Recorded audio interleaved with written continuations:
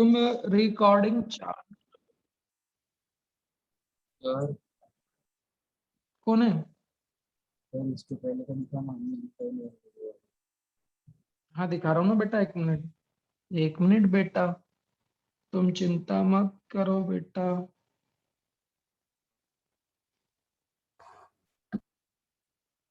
एक मिनट बेटा, तुम चिंता मत करो बेटा।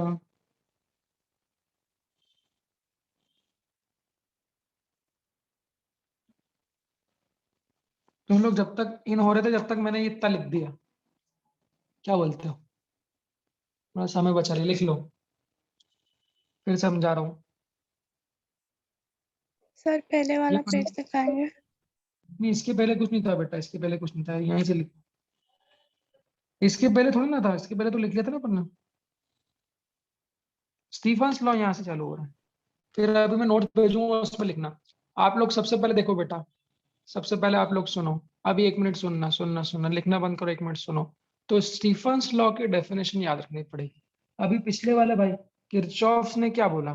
कोई भी बॉडी पावर हीट लॉस्ट भी कर सकता है, गेन भी कर सकता है। तो स्टीफन्स ने बोला कितना, तो फॉर्मूला पढ़ो क्या है, पावर लॉस्ट और पावर गेन। कोई भी बॉडी कितना पावर लॉस्ट करेगी या कितना पावर गेन, पावर मतलब हीट, एक ही बात है, फिर कह रहा हूं बार बार। तो कितनी हीट लॉस्ट करेगी या कितनी हीट गेन करेगी पर यूनिट एरिया। इस लाइन का मतलब क्या होता है? पर यूनिट एरिया मतलब, पर मतलब क्या होता है? Unit upon time. हाँ, जैसे पर यूनिट टाइम, पर यूनिट एरिया, तो पर का मतलब होता है डिवाइडेड, डिवाइडेड। तो कोई भी बॉडी कितनी हीट लॉस्ट करेगी पर यूनिट एरिया, वो किसके प्रोपोर्शनल होगा? It is directly proportional to the fourth power of temperature. Fourth power of temperature मतलब जो भी उस बॉडी का टेम्परेचर है बच्चों, उस टेम्परेचर के फोर्थ पावर के प्रोपोर्शनल होगा। ये किसने बताया? हमारे स्टीफन्स नाम के साइंटिस्ट ने बताया। तो सबसे पहले आप लोग सब लोग इसको याद कर लो, इसको याद कर लो।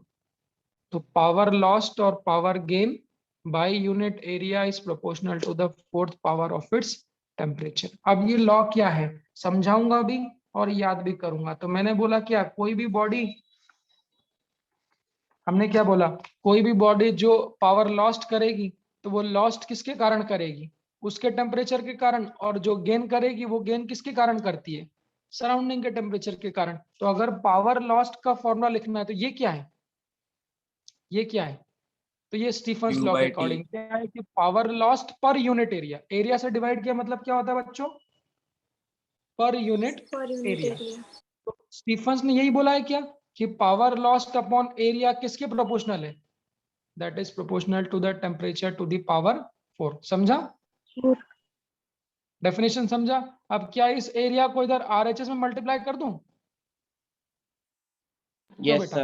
अगर इसको आरएचएस में मल्टीप्लाई कर दूंगा तो कोई भी बॉडी कितनी हीट लॉस्ट कर रही है, ये किसके प्रोपोर्शनल हो जाएगा? ये किसके प्रोपोर्शनल हो जाएगा? Area multiplied by temperature to the power 4 के प्रोपोर्शनल हो जाएगा। ये स्टीफन्स नाम ने बोला। प्रोपोर्शनलिटी यार हटा दें तो क्या लगाते हैं? कांस्टेंट। तो जब यहाँ कांस्टेंट लगेगा, वो कांस्टेंट कौन सा होगा? सिग्मा। इस सिग्मा को क्या बोलते हैं? चूंकि स्टीफन्स का लॉ है तो इस कांस्टेंट को क्या बोलेंगे बच्चों? That is called Stefan's constant. समझे? तो ये स्टीफन्स का लॉ है क्या, कि कोई भी बॉडी सराउंडिंग को कितना हीट या कितना पावर लॉस्ट करेगी, उसका फॉर्मूला क्या होगा? सिग्मा ए क्या है? ए क्या है? एरिया। ए क्या है? Temperature to the power 4। इसको ध्यान रखना बच्चों, ये स्टीफन्स का लॉ है। अभी याद कर लो हाथों हाथ, याद हो गया? तो power per unit area is proportional to temperature की power 4। Power upon area proportional to temperature की पावर 4। बस इस पावर लॉस्ट को अगर जरूरत पड़ी तो पावर लॉस्ट को क्या लिखते हैं, याद रखना। पावर को क्या लिखते हैं? Heat lost divided by time. याद रहेगा? Yes sir. ऐसे मैंने क्या बोला, कोई भी बॉडी जो पावर गेन करती, तो गेन किसके टेम्परेचर के कारण करती है? गेन किसके टेम्परेचर के कारण करती है? सराउंडिंग के कारण। तो स्टीफन्स के हिसाब से ये तो आपने पावर लॉस्ट लिखा, तो स्टीफंस के हिसाब से पावर गेन क्या होगा, तो उसने क्या बोला, कोई भी बॉडी कितना पावर गेन करेगी पर यूनिट, ये मत भूलना, लॉ में यही है। तो पावर लॉस्ट और power gain per unit area किसके प्रोपोर्शनल होगा, टेम्परेचर ऑफ सराउंडिंग की पावर 4। सराउंडिंग क्यों लिया, क्योंकि गेन किसके कारण करता है, वो सराउंडिंग के कारण करता है। ऐसा फिर से क्या बेटा, फिर से इस एरिया से मल्टीप्लाई कर दूं आरएचएस में, तो जो पावर गेन है वो किसके प्रोपोर्शनल हो जाएगा,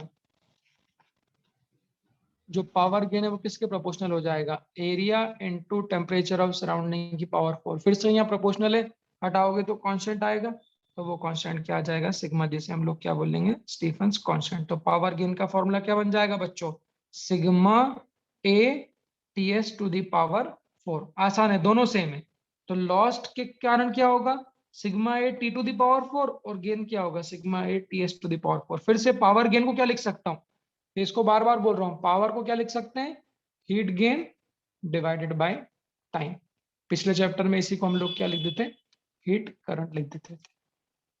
बस, तो अब इसका जो फाइनल फॉर्मूला बनेगा वो समझना ऐसा है। फाइनल फॉर्मूला कैसा बनेगा, तो सराउंडिंग को जो हीट दे रहा है, लॉस्ट मतलब सराउंडिंग को हीट देना, तो जो सराउंडिंग को हीट या पावर दे रहा है उसका फॉर्मूला ये, जो सराउंडिंग से हीट या पावर ले रहा है उसका फॉर्मूला ये। तो देने वाली हीट मिल गई, लेने वाली हीट मिल गई, तो जो रिजल्टेंट पावर होगा, रिजल्टेंट पावर जो होगा लॉस्ट बाय बॉडी, वो कितना होगा, तो जो रिजल्टेंट हीट दी वो क्या है, जितनी लॉस्ट करी उसमें से जितनी ली उसको माइनस कर। मान लो 100 जूल सराउंडिंग को दी थी और 50 जूल सराउंडिंग से ले ली, तो जो आपने रिजल्टेंट दी वो कितनी दी, क्यों भाई, जो रिजल्टेंट आपने दी वो कितनी दी, 100 को 50 में से माइनस कर दोगे नहीं कर दोगे, बोलो, कर दोगे कि नहीं कर यस दोगे। Sir, yes sir. तो अगर अगर हम लोगों को हीट लॉस्ट मिल गई, अगर हम लोगों को हीट गेन मिल गई, तो जो रिजल्टेंट हीट वो लॉस्ट कर रहा है वो क्या होगी, power lost minus power gain. बस पावर लॉस्ट का फॉर्मूला ये sigma A T to the power 4, और पावर गेन का फॉर्मूला ये sigma A T S to the power 4। Sigma A common ले लो दोनों में से, तो फाइनल फॉर्मूला हमारा ये। इस फॉर्मूले को आप लोग डायरेक्टली याद भी रख सकते हो, this is the net power lost by Stefan's. वो मैंने समझाया था ऊपर कैसे बनता है, इसको डायरेक्टली याद रख, जो ऊपर बताया था वो मैंने समझाया है, इसको डायरेक्टली याद रख लो, sigma A T to the power 4 minus T S to the power 4। देख लो, इसमें कोई डाउट हो तो पूछ लो। लिखा है या गेन लिखा है? कौन सा लॉस्ट, अब हाँ बोलने की जरूरत नहीं, नेट पावर लॉस्ट बोल दो, धीरे धीरे क्वेश्चन में वो आपको ऑटोमेटिक समझ में आ जाएगा, धीरे धीरे क्वेश्चन में वो आपको ऑटोमेटिक। उसके हाँ, ऊपर में भी लॉस्ट लिखा है ना? ये वाला कौन सा वाला, इधर ये लेफ्ट साइड। इधर, यस। हाँ ये net net net power lost है, नेट पावर लॉस्ट, देख लीजिए। सर हाँ भाई, सर आपने पावर गेन को मतलब power gain Q heat gain by TV लिख सकते हैं ना। क्या कैसे पावर बोलना, गेन को पावर गेन को हीट गेन अपॉन टीवी लिख सकते हैं ना। हाँ लिख सकते हैं ना, तो सर ये फिर लिखा वो ना, टी फिर, हाँ तो टी फिर उधर जाके फिर से sigma sigma area T power 5 बन जाएगा ना। ये अबे वो ये टी जो है, ये स्मॉल टी ये टाइम होता है, और ये जो कैपिटल टी है ये टेम्परेचर है, समझे भाई, यस सर। ये टेम्परेचर है और ये हीट अपॉन टाइम होता है। पावर क्या होता है, heat energy divided by time, समझे। Yes sir. चलिए चलिए यहाँ तक लिख लीजिए, ये देख लीजिए, कौन सा वाला, पहला वाला, एक मिनट देख लो, ये हमारी आज की शुरू की थ्योरी पूरी शुरू से समझ लो, फिर इससे इसको आगे कैसे और कोरिलेट करेंगे वो समझ लेना, एक बार उसको रिवाइज कर लो पूरा। तो स्टीफंस ने हमको ये बताया कि कोई भी बॉडी सराउंडिंग को पावर लॉस्ट भी करती है, सराउंडिंग से पावर गेन भी करती है। लॉस्ट ज्यादा होगा या गेन ज्यादा होगा ये डिपेंड करेगा बॉडी और सराउंडिंग के टेम्परेचर। बॉडी ज्यादा गर्म है, सराउंडिंग कम है, तो ज्यादा हीट लॉस्ट करेगी, उस केस में बॉडी ठंडी होगी, तो उस केस में पावर लॉस्ट ज्यादा होगा और गेन कम होगा। अगर सराउंडिंग ज्यादा है तो पावर गेन ज्यादा होगा, पावर लॉस्ट कम होगा। उस केस में बॉडी क्या होगी, गर्म होगी। अगर दोनों का बराबर है तो जितना लॉस्ट उतना ही गेन। अब लॉस्ट और हीट कितनी होगी स्टीफंस ने बताया, तो स्टीफंस के अकॉर्डिंग पावर लॉस्ट और power gain per unit area proportional to temperature की पावर 4। तो पावर लॉस्ट कितना होगा, एरिया इनटू टेम्परेचर की पावर 4। कितना पावर सराउंडिंग को वो लॉस्ट करेगा। पावर गेन कितना होगा, area into temperature of surrounding की पावर 4।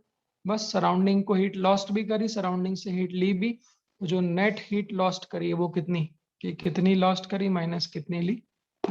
इस फॉर्मूले को याद रख लीजिए। ठीक है, आगे बढ़ाओ। अब जो कॉन्सेप्ट आता है वो यहाँ पे आता है, concept of black body. Sir पहले अभी का बेटा पेज लिखना। लिखने दो। नोट्स में लिखना, बाकी नोट्स में मैंने आपको पर्याप्त एक समय दे दिया था, बाकी जो छूट रहा है वो नोट्स से कंप्लीट करो भाई, मैं भेजूंगा। अब आता है कॉन्सेप्ट ऑफ ब्लैक बॉडी। सुना है ब्लैक मतलब क्या, ब्लैक कलर की क्या प्रॉपर्टी होती है, क्यों हीट एब्जॉर्ब करता है। Black colour is the best absorber of heat. बोलते हैं ना गर्मियों में काले कपड़े पहनना चाहिए, ऐसा बोलते हैं कि नहीं बोलते हैं। No sir, no sir, white कपड़ा डार्क कलर के नो सर, डार्क कलर के नहीं पहने। सर लाइट कलर के कपड़े। हाँ तो वो क्यों, आपने वो भी कॉन्सेप्ट इसी पे बेस्ड है भाई, कि अगर काले कलर के कपड़े पहनोगे तो पावर गेन बढ़ जाएगी बॉडी की क्या सराउंडिंग से, क्यों भाई। यस अगर काले कलर के कपड़े पहनोगे, हमने क्या बोला भाई, हम तो बॉडी को सराउंडिंग को हीट दे भी रहे और सराउंडिंग से हीट ले भी रहे। तो अगर काले कपड़े पहन लिए बेटा तो सराउंडिंग से गेन होने वाली हीट बढ़ जाएगी कि नहीं बढ़ जाएगी, और सराउंडिंग से ज्यादा हीट गेन करोगे तो आपको क्या लगेगी, गर्मी लगेगी। इसीलिए वो बोलते हैं कि ऐसे कपड़े पहनो जो सराउंडिंग से कम हीट गेन करें, ज्यादा से ज्यादा हीट को क्या कर दे, रिफ्लेक्ट कर दे। So what is the concept of black body. हाँ हमने बोला black colour is the best absorber of heat. तो यहाँ पे इस्तेमाल कैसे करेंगे, तो देखना यहाँ पे एक छोटा सा कांस्टेंट आता है, इस पे आप बहुत ज्यादा लोड मत लेना। क्या वो होता है, ये क्या लिखा, पढ़ो इसको।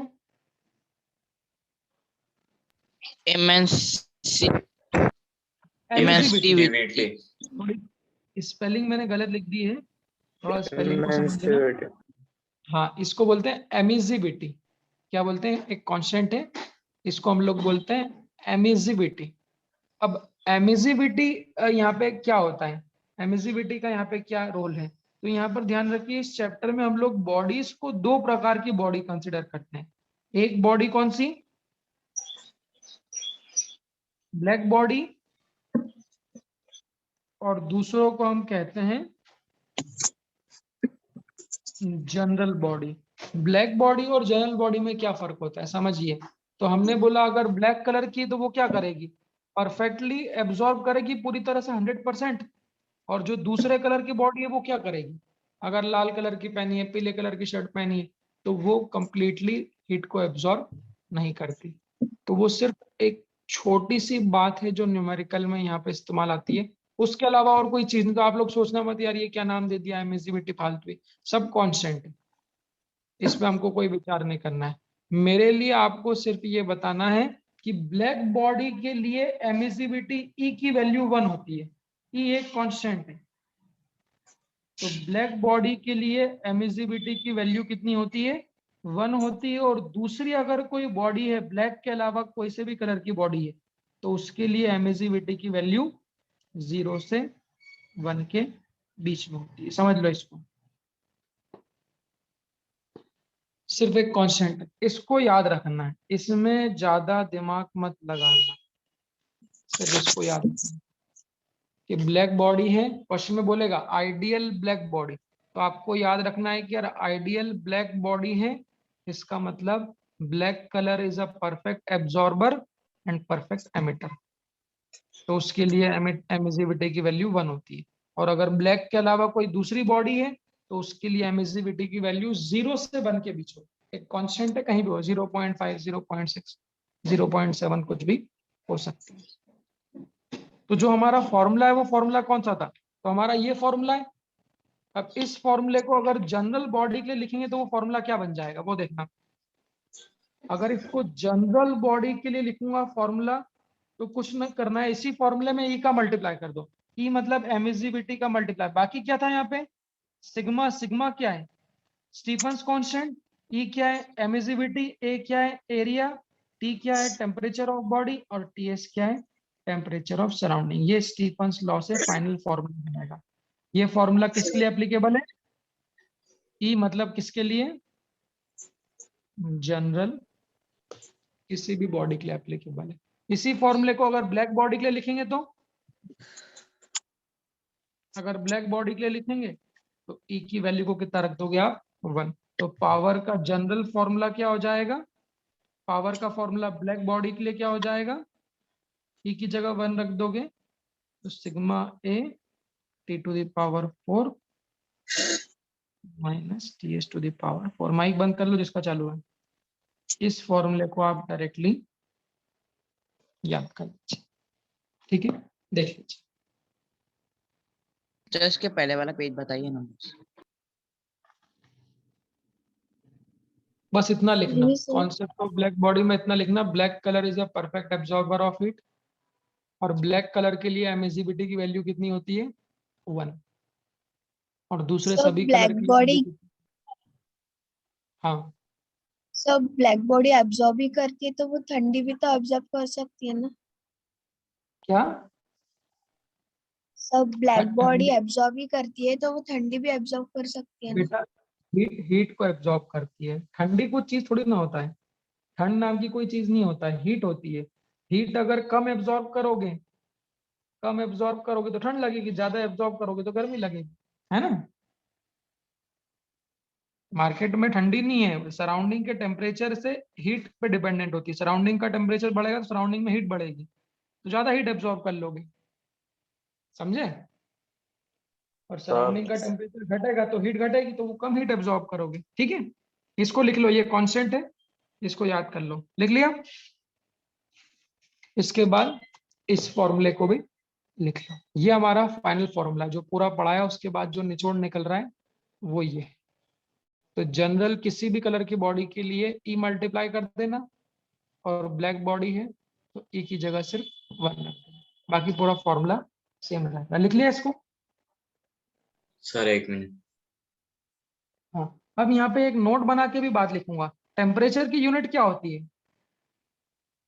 या तो सेल्सियस होती है या फिर क्या होती है केल्विन। तो बहुत एक केल्विन। इंपॉर्टेंट नोट बना के लिख रहा हूँ, ध्यान रखना, बहुत इंपॉर्टेंट नोट बना के। क्या कि स्टीफन्स लॉ में जो टेम्परेचर लेते हैं बेटा, स्टीफन्स लॉ में जो टेम्परेचर लेते हैं वो टेम्परेचर किस में लेना है?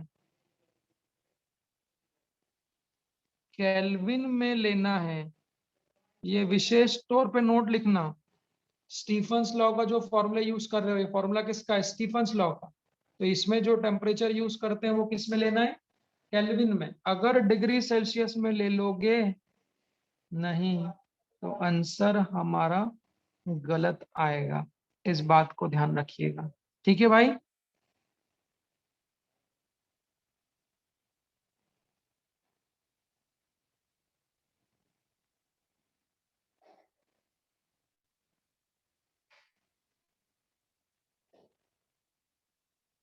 चलिए, नोट कर लिया? तो मैं सभी लोगों को सजेस्ट करूंगा कि ये वाला फॉर्मूला याद कर लो। स्टीफन्स लॉ का फॉर्मूला ये होता है sigma A T to the power 4 minus T S to the power 4, जहां सिग्मा स्टीफन्स कांस्टेंट है। स्टीफन्स कांस्टेंट की वैल्यू लिख लेना कितनी होती है, हर कांस्टेंट की वैल्यू होती है ना। स्टीफन्स की कांस्टेंट की वैल्यू होती है sigma is equal to 5.6 into 10 to the power -8। इस वैल्यू को कांस्टेंट की वैल्यू याद रखना, जैसे बाकी कांस्टेंट की वैल्यू याद रखते हो ना, ऐसे सिग्मा की वैल्यू याद रखना 5.6 into 10 to the power -8। E emissivity है, इसकी वैल्यू 0 से 1 के बीच हो सकती है, क्वेश्चन में दी होगी। ए एरिया है, टी टेम्परेचर ऑफ बॉडी है, और T S temperature of surrounding है। देख लो, देख लिया। चलिए, ये हमारे स्टीफन्स लॉ और किरचॉफ्स लॉ की थ्योरी थी। अब इन पे न्यूमेरिकल कराऊंगा, जब न्यूमेरिकल कराऊंगा तो आपको लॉ और क्लियर होंगे अच्छे से। ठीक है, चलिए पहला क्वेश्चन बता रहा हूं, सुनना, सुनो। Two metal spheres, two metal spheres of two metal spheres A and B of radius same have a temperature 120 degrees 127 degrees Celsius and 227 degrees Celsius are kept in, ध्यान से सुनना, are kept in surrounding at 27 degree Celsius। ठीक है, find the ratio of power lost by A to that of power, अभी लिखना नहीं, सुनो, loss by B, अच्छे से देख लेना, और ब्रैकेट में assume both A and B are black body. अब सुनो, जो मैंने अभी तक पढ़ा है उसको मैं आप लोगों से रिवीजन लूंगा, फटाफट एक बार जरा कॉपी बंद करो और लिखना भी बंद करो। सबसे पहले देखो बेटा, आपके पास क्या है, दो मेटल के गोले हैं ए और बी, दोनों के रेडियस क्या है, मतलब साइज बराबर। Same. अब जो पूछ रहा हूँ बताना, उनके टेम्परेचर देखो कितने दिए हैं, 127 और 227, मतलब ए वाला कितने डिग्री पे है, 127 degrees 127 degree 27. और बी वाला ये, 227. दोनों को एक ही रूम में रख दिया है। एक मिनट सुनना, दोनों को एक ही रूम में रख दिया है और रूम का टेम्परेचर 27 है। देखो सब लोग, आप लोग अपने अपने रूम में बैठे हो, तो सोचो आपके रूम में एक मेटल के गोले को तपा के लाए जिसका टेम्परेचर 127 है, उसको आपके रूम में रख दिया, और दूसरे गोले को ज्यादा तपा के लाए, उसका टेम्परेचर 227, उसको भी आपके रूम, दो गोले रख दिए और रूम का तापमान 27 डिग्री। अभी छोड़ो स्टीफन्स लॉ, पहले किर्चॉफ्स लॉ पढ़ाया था मैंने, पहले क्या बताया था, ओ भाई सुनो सुनो, माइक बंद रखो, पहले क्या बताया था मैंने, किर्चॉफ्स लॉ। तो किर्चॉफ्स के हिसाब से मैंने क्या बताया था कि कोई भी बॉडी ठंडी होगी या गर्म होगी वो डिसाइड करना है। तो मेरे को बताओ, मेटल ए सराउंडिंग को ज्यादा हीट लॉस्ट करेगा कि ज्यादा हीट गेन करेगा, Heat lost. लॉस करेगा, Lost. ज्यादा करेगा। कैसे डिसाइड करोगे बेटा, तो ए वाली बॉडी का टेम्परेचर और बी वाली सहमत हो, क्या दोनों ही गोलों का टेम्परेचर सराउंडिंग से ज्यादा है, बोलो। Yes, sir. Yes, sir. तो वही वाली बात हो गई कि टेम्परेचर ऑफ बॉडी ज्यादा है और टेम्परेचर ऑफ सराउंडिंग कम है। तो अगर टेम्परेचर ऑफ बॉडी ज्यादा होती है तो हम लोग क्या करते हैं, ज्यादा हीट लॉस्ट करते हैं। ज्यादा हीट लॉस्ट करेंगे तो क्या होंगे, ठंडे की गर्म, तो क्या आप लोग मेरी बात से सहमत हो कि दोनों ही बॉडी, मेटल ए बी और स्फीयर बी बी, दोनों ही जो स्फीयर है वो समय के संग धीरे धीरे क्या होंगे, ठंडे होंगे। सहमत हो मेरी बात से। चलिए अब किसका रेशो निकालना है, आपको किसका रेशो निकालना है, फॉर्मूला किसने दिया, स्टीफन्स ने, तो किसका रेशो निकालना है, find the ratio of power loss by ए।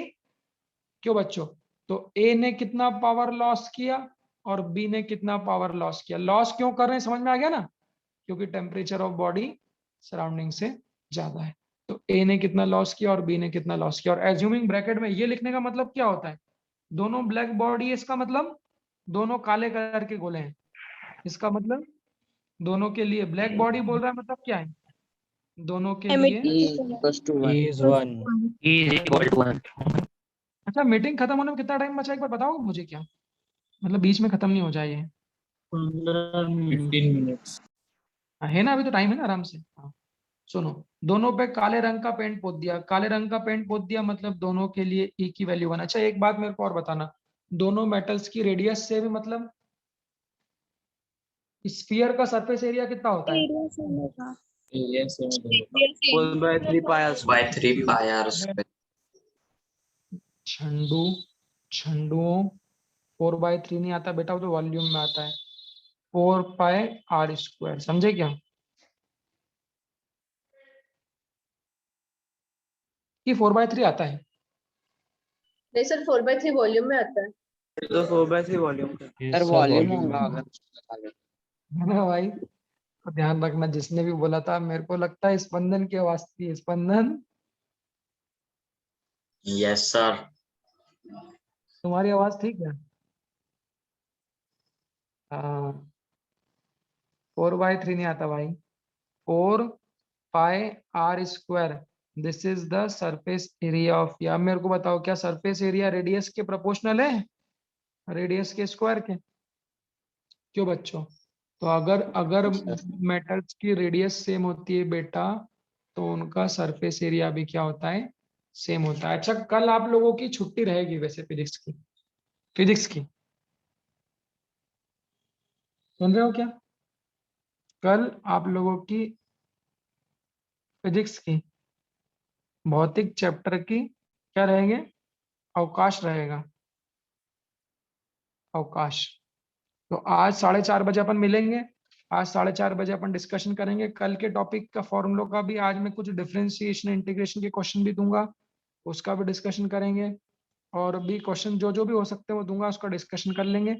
तो टेस्ट की अपनी तैयारी हो जाएगी। फिर कल क्या करना है वो मैं आपको बताऊंगा, ठीक है? कल टेस्ट प्रिपरेशन के लिए लीव रहेगी।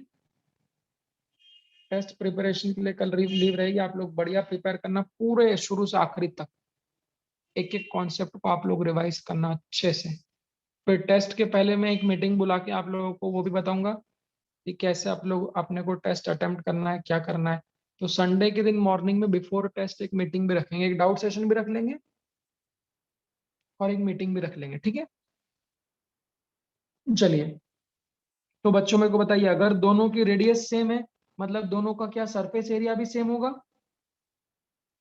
तो जितना सरफेस एरिया ए का है उतना ही सरफेस एरिया बी का भी होगा। बोलो सही है? डायग्राम। यस सर हाँ, ए का टेम्परेचर कितना है भाई?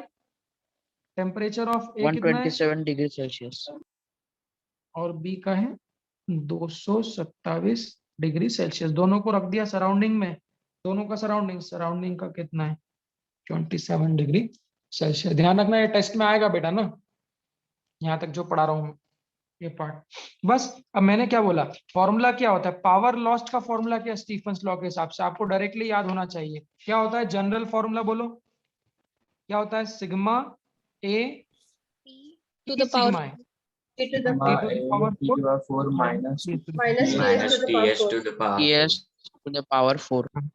और देखो दोनों लॉ साथ साथ काम करते हैं। तो स्टीफंस ने आपको ये तो बता दिया कि चूंकि टेम्परेचर ऑफ बॉडी ज्यादा है तो पावर लॉस्ट करेगा। सॉरी, किरचॉफ ने आपको ये तो बता दिया, बट स्टीफन सब बताएगा कि कितना पावर लॉस्ट करेगा। तो वो होता है emissivity, Stefan's constant, area of body, temperature of body और सराउंडिंग ऑफ बॉडी। सही है? अब यहाँ पे गोला लगाओ, देखो रेशियो निकालना सीखो बच्चों, रेशियो ही नीट की जान है। गोला लगाना सीखो। क्या दोनों के लिए एमिसिविटी सेम है? क्यों? यस सर क्योंकि दोनों के दोनों black black body. Body. Stefan's constant तो सभी के लिए कांस्टेंट होता है, वो तो ऑलवेज। क्या दोनों का सरफेस एरिया भी सेम है? Yes. yes क्यों? sir. क्योंकि yes तो मेरे को अगर ई सिग्मा ए तीनों सेम है बच्चों, तो कोई भी बॉडी कितना पावर लॉस्ट करेगी? क्या ये T to the power 4 minus T S to the power 4 के प्रोपोर्शनल हो जाएगा? और दोनों के लिए टी एस भी सेम। क्या बोलते हैं? यस सर यस ऐसे सर प्रोपोर्शनलिटी में हाथ जमा लेना। अगले लेक्चर में मैं आपको इसके और हाथ फ्री करवा दूंगा कि कैसे हम लोग रेशियो निकालते हैं बच्चों, वो आना चाहिए। तो पावर लॉस्ट बाय बॉडी किसके प्रोपोर्शनल होगा? टेम्परेचर की पावर 4 माइनस सराउंडिंग की पावर 4। तो पावर लॉस्ट बाय ए क्या लिखोगे? Proportional to what? Temperature of A की पावर 4 माइनस सराउंडिंग, तो दोनों के लिए सेम ही है, क्यों बेटा? और पावर लॉस्ट बाय बी क्या लिखोगे? टेम्परेचर ऑफ बी की पावर 4 माइनस सराउंडिंग की पावर 4। गलत बोल रहा हूँ? सही है कि सर नहीं है? सही है सही है। अब सबसे बड़ी गलती मैंने क्या बोला, स्टीफंस लॉ में जो टेम्परेचर लेते हैं वो काय में लेते हैं? केल्विन में Kelvin. अगर बेटा तुम सेल्सियस में डाल दोगे ना तब गंदे आंसर आएंगे, 2-4 साल लग जाएंगे सॉल्व करने में। तो इसलिए इस टेम्परेचर को हमेशा केल्विन में कन्वर्ट करना। तो 127 डिग्री सेल्सियस को केल्विन में कैसे कन्वर्ट करते हैं पता है ना? ऐड कर दो किसका, 273 ऐड कर दो। तो अगर 127 में 273 ऐड करोगे तो कितना आएगा? क्या 400 केल्विन आएगा? 400 Kelvin. करके देख लेना।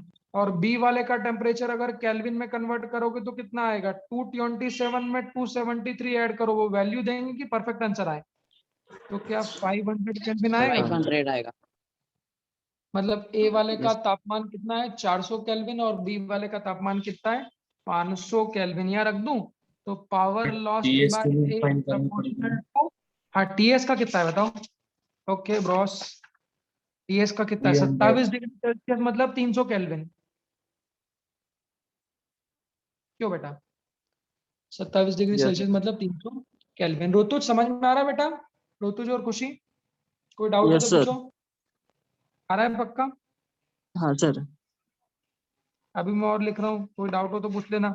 तो पावर लॉस्ट बाय ए, ये सब चीज तो सेम हो गई। तो पावर लॉस्ट बाय ए क्या होगा? टीए, टीए कितना है भाई? 400 केल्विन की 400 पावर केल्विन। 4 माइनस बोलना टीएस कितना है? 300 केल्विन की 500 पावर, केल्विन। अब वो टीएस बोला। 300 केल्विन। हाँ, 300. तो 400 की पावर 4 माइनस 300 की पावर 4, ये पावर लॉस्ट बाय ए। और पावर लॉस्ट बाय बी किसके प्रोपोर्शनल होगा? टीबी कितना है? 500 की 500. पावर 4 माइनस 300 की पावर 4। बोलो सही है? Yes. बस हमें क्या चाहिए? इन दोनों का रेशो चाहिए। हमें क्या चाहिए? Find the ratio. रेशियो मतलब क्या होता है देख लो। तो ए का पावर लॉस लिख दिया, बी का पावर लॉस, दोनों को डिवाइड कर दूं तो P A upon P B की वैल्यू कितनी होगी बच्चों? 400 to the power 4, 300 to the power 4। Proportional है तो इक्वल आ जाएगा, जब डिवाइड करते सब कट जाता है। 500 to the power 4 minus 300 to the power 4। क्या आपको लगता है सॉल्व करने में दिक्कत आ सकती है? अब लोग देख के डर जाते हैं, बाप रे बाप 4 पावर तो सॉल्व करना मुश्किल है। तो इसको सॉल्व कैसे करेंगे बच्चों बताओ? ये भी सिखाऊंगा आपको मैं।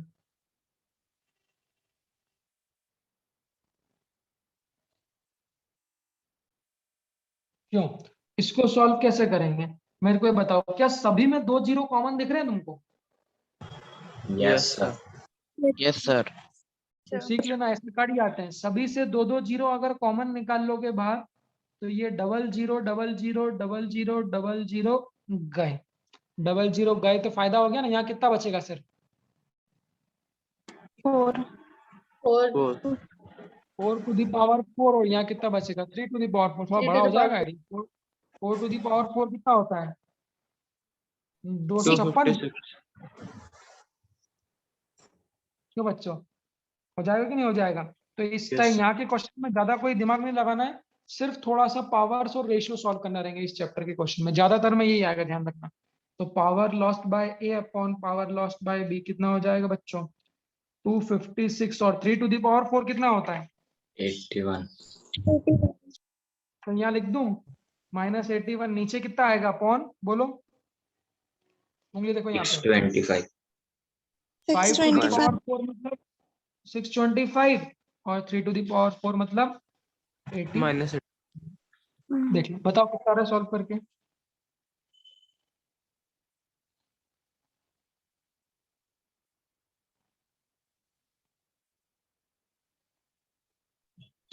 बताओ बेटा। 175 upon 544. हाँ, एलसीएम ले लो, वो प्लस माइनस कर लोगे। 256 माइनस 81 कितना आएगा भाई? 175. 175। और 625 माइनस 81 545. 544. 544, ये आएगा। This is the answer. This is the ratio of power lost by A to that of power lost by answer. देख लो, कोई दिक्कत इसमें?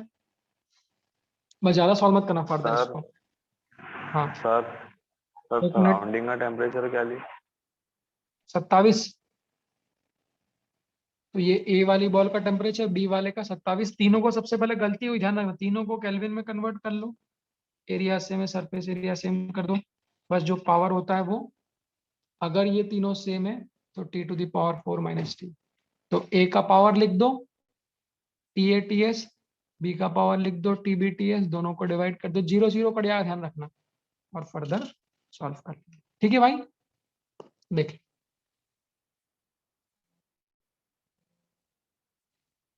सर उसको ऑल सिंपलेस्ट नहीं करना है क्या? मत करो, मेरे हिसाब से बहुत इतना बस। ठीक है बेटा,